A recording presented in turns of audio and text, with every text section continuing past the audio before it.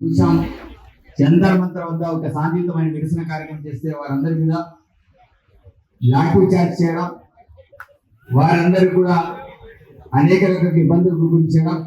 ఆషాఢ మాసం సందర్భంగా మన కాసం ఫ్యాషన్స్ కిలో చీరలు కొనండి, అరకిలో చీరలు ఉచితంగా పొందండి. మనం అంతా కూడా పేపర్లలో, టీవీలలో అన్ని మనం చూడడం జరిగింది. ఆ యొక్క నిరసన భాగంగా భారతదేశంలోని విద్యార్థి సంఘాలన్నీ కూడా ఎన్ఎస్యూ కావచ్చు, అదేవిధంగా మన ఎన్ఎస్యూ కావచ్చు, ఎస్ఎఫ్ఐ కావచ్చు, పిడిఎస్ కావచ్చు, వామపక్ష విద్యార్థి సంఘాలన్నీ కూడా ఒక ఏబీవీపీని మినహాయిస్తే భారతదేశంలో సంఘాలన్నీ కూడా కలిసి ఏబీవీపీ చూడడం జరిగింది. దానిలో భాగంగా మన కూడా మరి జనరల్ మండల కేంద్రంలో దేశంలో జరుగుతున్న పరిణామాలకి ఏదైతే నిరుద్యోగులందరూ కూడా పెద్ద ఎత్తున ధర్నా చేస్తే మీకు కూడా మేము మద్దతు ఉంటామనే ఆలోచనతో చాలా మంది విద్యార్థులు కలవడం, మీ అందరినీ కూడా అభినందిస్తున్నా. నిజంగా ఈ యొక్క పోరాటంలో పార్టీలు ఖచ్చితంగా కలిసిమెలిసి పోరాటం చేయాల్సిన అవసరం ఉంటుంది.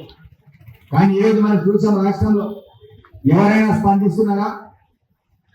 ఇన్ని రోజులు 10 సంవత్సరాల అధికారం అనుభవించున్నారు, ఏ ఒక్కరు కూడా మాట్లాడడం లేదు.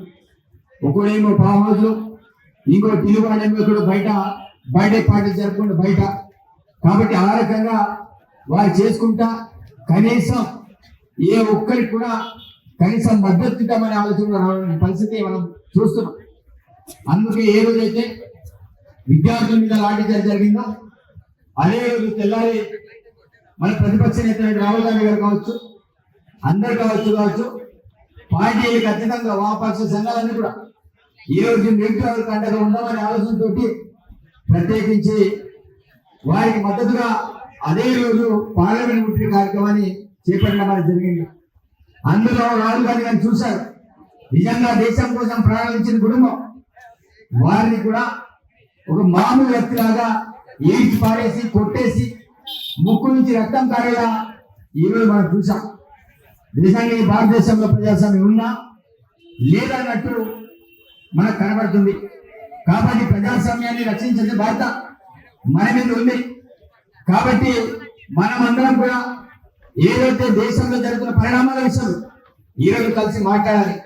కానీ ఇక్కడ కేసీఆర్ గారు మాట్లాడు, అదేవిధంగా కేటీఆర్ మాట్లాడు, హరీష్ రావు మాట్లాడు, వారి విద్యార్థి సంఘాలకి మాట్లాడు, ఎవ్వరు మాట్లాడరు.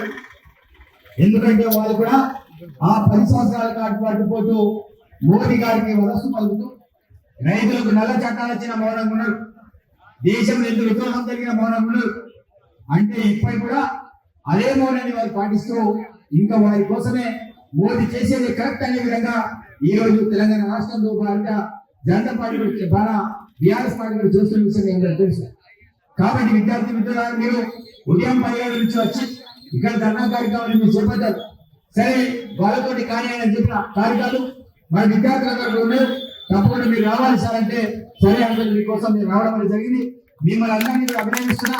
అదేవిధంగా ఈ కార్యక్రమం కోసం ముఖ్యంగా ఎన్ఎస్ఐ కావచ్చు, యూత్ కాంగ్రెస్ కావచ్చు, దాంతో పాటు వారికి చేదు వాళ్ళుగా మన నాయకులు కావచ్చు, వీళ్ళందరూ కూడా మీకు సపోర్ట్ ఉన్నారు. కాబట్టి అదేవిధంగా మిగతా యజమానులు కూడా నిజంగా దేశంలో జరుగుతున్న పరిణామాన్ని అర్థం చేసుకొని మీరందరూ కూడా విద్యార్థులకు తెప్పించండి.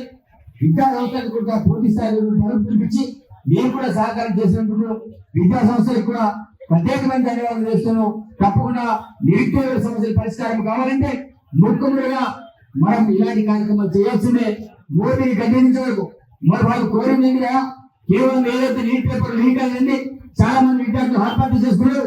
వాళ్ళని కాపాడాలి, తప్పకుండా వాళ్ళ కుటుంబాన్ని ఆడుకోవాలి. అదేవిధంగా ఎవరైతే దీనికి బాధ్యులయ్యారో వారి మీద శిక్షించాలి. ఏదో ధర్మేంద్ర కేంద్ర విద్యాశాఖ మంత్రి ధర్మేంద్ర ప్రధాన్ రాజీనామా చేయాలని వారు డిమాండ్ పెట్టడం జరిగింది. ఏమైతే దేశంలో ఎంతమంది రాజీనామా చేయలే. గతంలో కాంగ్రెస్ పార్టీ అధికారంలో ఉన్నప్పుడు చాలా మంది వారు చిన్న ఏదైనా మచ్చ చిన్న స్టేట్మెంట్ వచ్చినా ఆ రోజు చాలా మంది మా కాంగ్రెస్ వాళ్ళు ఏదైనా ప్రజల వ్యతిరేకంగా చేస్తున్నారంటే ఇమీడియట్ రాజీనామా చేసి పక్కన పెట్టిన వాళ్ళు. మరి ఎంత దేశవ్యాప్తంగా జరిగినా మోదీ గారు మౌనం ఎందుకున్నారు, నడ్డా గారు ఎందుకు మౌనంగా ఉన్నారు? దీనికి బాధ్యత లేదా? ఇప్పటివరకు నరేంద్ర ప్రధాని ఎందుకు రాజీనామా చేయించలేకపోతున్నారు? రాజీనామా చేయాలి. మొన్నటి వరకు అనుకున్నాం, ఈ రోజు దేశవ్యాప్తంగా యువత అందరూ కూడా కలుగులో ఇప్పుడు నరేంద్ర ప్రధాని కాదు ఈరోజు నరేంద్ర మోదీ కూడా రాజీనామా చేయాలి. అదేవిధంగా నడ్డా గారు కూడా రాజీనామా చేయాలి. ఒకవేళ రాజీనామా చేయని పక్షంలో దేశవ్యాప్తంగా ఉన్న వామపక్ష సంఘాలన్నీ కూడా విద్యార్థి సంఘాలతో పాటు నిరుద్యోగ సంఘాలు కావచ్చు, వామపక్ష పార్టీలు కావచ్చు, అందరి కలిసి కూడా మిమ్మల్ని గద్దెదించడానికి దేశమంతా కూడా ఒకటవుతుంది. ఈ రోజు ఆ పరిస్థితి తీసుకురావద్దు.